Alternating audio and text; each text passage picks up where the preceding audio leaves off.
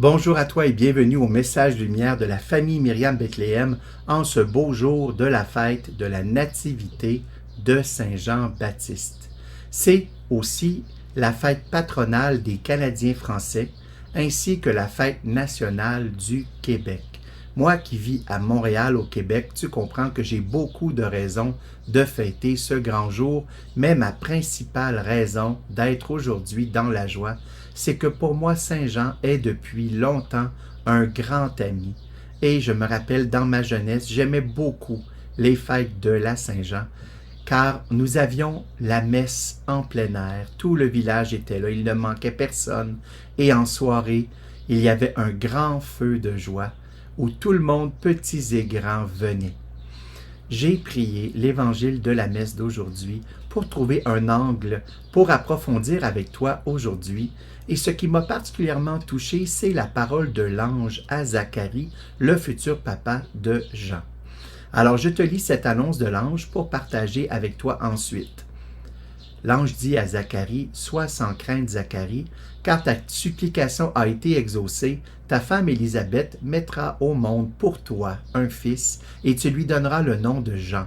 Tu seras dans la joie et l'allégresse, et beaucoup se réjouiront de sa naissance, car il sera grand devant le Seigneur. Il ne boira pas de vin ni de boisson forte, et il sera rempli d'Esprit Saint dès le ventre de sa mère. Il fera revenir de nombreux fils d'Israël au Seigneur leur Dieu. Il marchera devant en présence du Seigneur avec l'esprit et la puissance du prophète Élie, pour faire revenir le cœur des pères vers leurs enfants, ramener les rebelles à la sagesse des justes et préparer au Seigneur un peuple bien disposé. » C'est une grande annonce remplie de promesses que l'ange fait à Zacharie, et je pense que ce serait beau qu'aujourd'hui, ensemble, toi et moi, on s'attarde sur quelques-unes de ces différentes promesses, pour les accueillir, premièrement, comme un message d'espérance pour nous, pour notre temps, pour notre Église, pour nos frères du monde entier, mais aussi pour les accueillir comme un envoi en mission. Car cet enfant à naître, ce futur prophète, ce futur intime de Jésus qui le présente au monde, c'est un peu toi et moi, car par notre baptême, nous sommes consacrés, entre autres, comme prophètes. Alors, première promesse que l'ange fait à Zacharie et à nous, tu seras dans la joie et l'allégresse. Trouves-tu comme moi que c'est parfois prophétique d'être dans la joie? Notre fondatrice Sœur Jeanne disait, quand on voit prophétique, ça veut dire qu'il y a un petit plus, une petite radicalité qui interpelle, qui peut déranger, qui peut aller chercher quelque chose chez l'autre.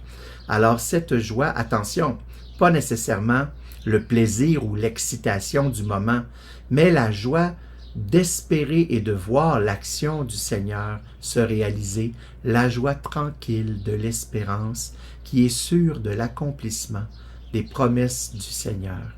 Ça peut interpeller autour de nous que dans l'épreuve, dans l'expérience de la souffrance, du dépouillement, nous pouvons apporter cette lumière dans le cœur de ceux qui s'approchent par l'espérance, par cette foi remplie de confiance même dans l'épreuve.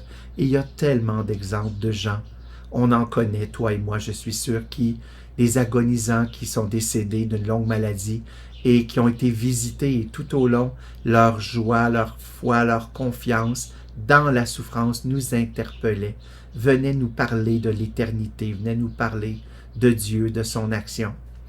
Une autre promesse de l'ange, c'est « Il fera revenir de nombreux fils au Seigneur leur Dieu ». Ça aussi, c'est une belle promesse, car quand on regarde l'état de notre société, de notre monde, il est bon de demander au Seigneur de susciter les prophètes dont nous avons besoin. Nous avons besoin car nous avons besoin d'entendre la vérité de l'amour, la vérité du salut, de la miséricorde et la vérité de l'appel universel du Seigneur à cheminer ensemble vers la sainteté. Tous, on a cet amour, ce salut et cet appel. Le Seigneur l'a pour nous et il faut l'entendre pour pouvoir l'accueillir, il faut le recevoir. Alors, demandons au Seigneur qu'il vienne stimuler notre foi, puis pour qu'on puisse accueillir ces prophètes qu'il met sur notre route et parfois être ce prophète pour les autres.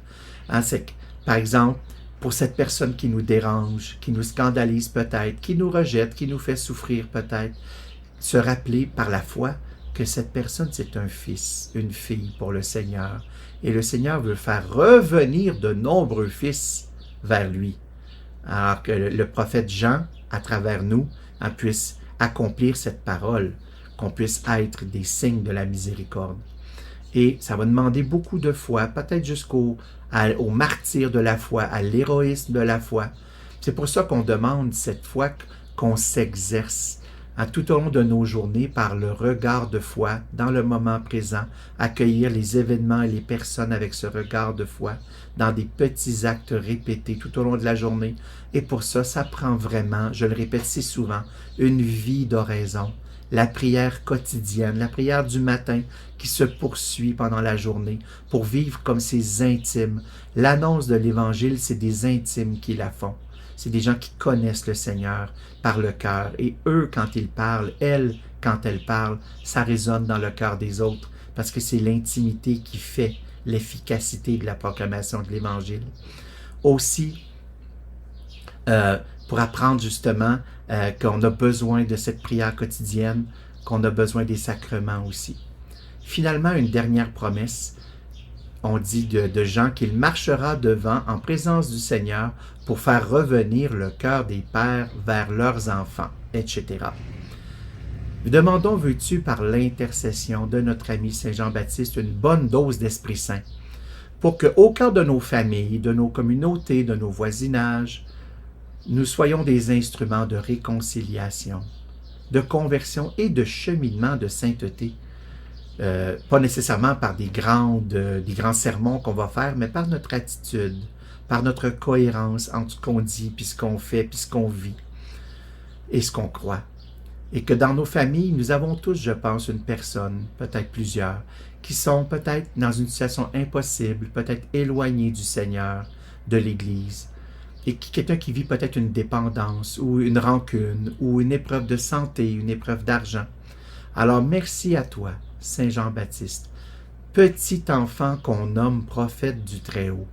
Merci de nous préparer dans notre cœur un chemin pour cette grâce prophétique, pour ce prophétisme que le Seigneur attend de nous, qu'il nous donne. Et merci Saint Jean-Baptiste par cette grâce personnelle qu'il veut nous rejoindre dans ce dont nous avons le plus besoin, que nous attendons et demandons depuis longtemps. Merci Jean-Baptiste de nous donner aujourd'hui de connaître le salut par la miséricorde. Merci aussi de conduire nos pas au chemin de la paix. Amen. Et à toi qui écoutes, je redis, sois béni, au revoir et à bientôt.